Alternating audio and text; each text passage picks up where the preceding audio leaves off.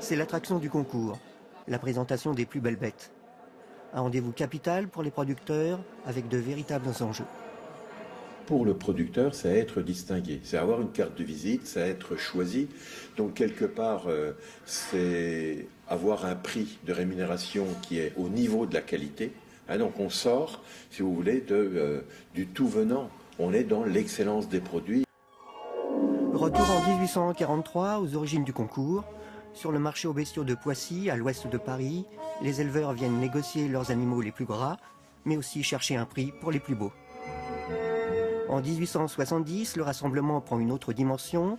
Il s'installe au Palais de l'Industrie en plein cœur de Paris et prend le nom de Concours national agricole. Les animaux reproducteurs volent la vedette aux animaux de boucherie. Les produits du terroir font leur apparition. En 1964, le Salon international de l'agriculture est inauguré porte de Versailles. En toute logique, il accueille le concours. Les jurys, composés de professionnels et de consommateurs avisés, examinent les bêtes, goûtent les fromages et testent les vins. Monsieur, il est bon ce Bourgogne? Excellent, c'est un vin qui a de l'avenir. Vous en dégustez depuis combien de temps maintenant? Oh ben depuis 1 heure, 2 heures presque. Au fil des années, le concours s'est ouvert à toutes les filières agricoles.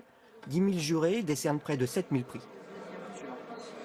Bon, c'est un peu une manière de se mesurer aux collègues, parce que chez soi, on a toujours l'impression d'être bon, mais quand on vient ici, on se rend compte qu'on est loin de l'être. Ça représente beaucoup de choses. C'est je vous dis, le fruit d'un travail de plusieurs années, de mon père, de moi, des journées passées entières à s'occuper des animaux. Pour les professionnels, c'est donc la reconnaissance d'un savoir-faire. Pour les consommateurs, un gage de qualité. Depuis 2014, le concours ne cesse de s'élargir. On y trouve une catégorie prairie fleurie et pour associer la génération future, on y récompense les jeunes des formations agricoles. Le concours s'adapte à son époque, mais pour le public, le clou reste le défilé des stars sur le ring.